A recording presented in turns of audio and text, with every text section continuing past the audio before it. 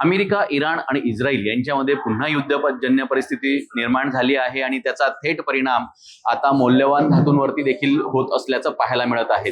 सोने आणि चांदीच्या दरात आता पुन्हा सातत्याने 8 दिवसापासून घसरण होत आहे। तर या 8 दिवसाचा जर विचार केला तर सोन्याच्या दरात तब्बल 5,000 रुपयांची घसरण, तर चांदीच्या दरात तब्बल 16,000 रुपयांची घसरण झालेली आहे। आपण आहोत सराफा बाजारात। या ठिकाणी जर बघितलं तर ग्राहक आता हे तुरळक ग्राहक असल्याचं चित्र सराफ बाजारात पाहायला मिळत आहे। वेट अँड वॉचची भूमिका आता ग्राहकांनी निवडली आहे।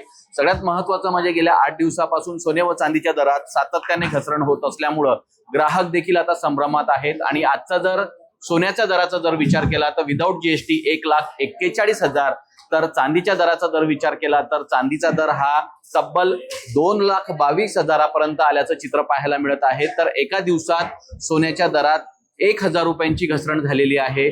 आपण या संदर्भात माहिती जाणून घेणार आहोत। आपल्या सोबत सोने तज्ञ, सोने व्यापारी जे आहेत आकाश भंगारे, ते आपल्या सोबत जुडलेत। आपण ते त्यांच्याशी संवाद साधूया। तर काय सांगणार, पुन्हा युद्ध सुरू झालं, सोने व चांदीच्या दरात पुन्हा घसरण पाहायला मिळते आहे, नेमकी काय कारण आहे? आता सोन्याचे प्राइसेस आपण बघितले, जेव्हापासून युद्ध सुरू झालेलं आहे तेव्हापासून 1,60,000 वरून सोनं आज 1,41,000 पर्यंत आलेलं आहे। हे US आणि इराणचं जे युद्ध आहे याच्यामुळे ऑइलच्या प्राइसेस साधारण वाढत आहे। स्ट्रेट ऑफ हॉर्मोज हे बंद झाल्यापासून ऑइलचा सप्लाय हा जगभरात कमी झाला आहे। त्यामुळे ऑइलचा सप्लाय, ऑइलचे प्राइसेस खूप वाढलेले आहे। कुठेतरी ऑइलचे प्राइसेस वाढल्यामुळे महागाई वाढलेली आहे, डॉलर इंडेक्स हा वाढलेला आहे।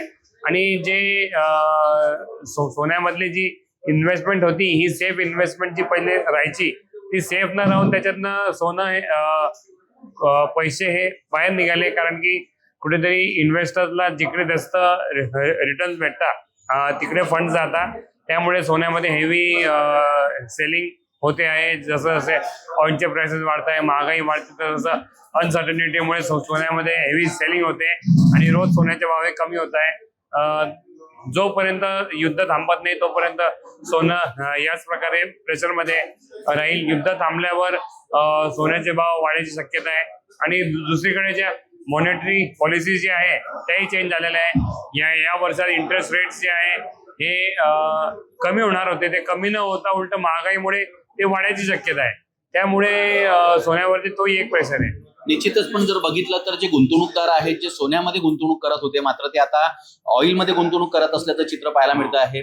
तर परिस्थिती अशीच राहणार सोन्याच्या दराची? हो, आता इन्व्हेस्टमेंट जे oil, dollar index, government bond, government securities या सेक्टरमध्ये जास्त चालली आहे।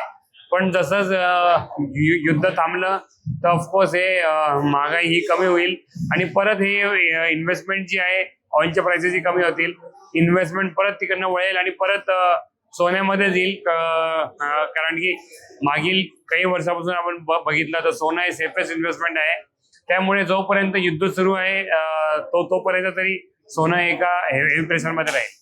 निश्चितच जर बघितलं तर ज्या पद्धतीने युद्धजन्य परिस्थिती सुरू आहे, त्यात युद्ध सुरू असल्यामुळे ऑइलचे दर या ठिकाणी वाढत आहेत आणि ऑइलचे दर वाढत असल्यामुळे गुंतवणूकदार जे आहे त्यांनी आपली गुंतवणूक जी आहे ती ऑइलमध्ये गुंतवणूक करायला सुरुवात केलेली आहे। त्यामुळे सोनं या ठिकाणी सातत्याने घसरत असल्याचं पाहायला मिळत आहे। आणि जरी आज सोनं घसरत असलं तरी याचा फायदा मात्र सर्वसामान्य ग्राहकांना आहे।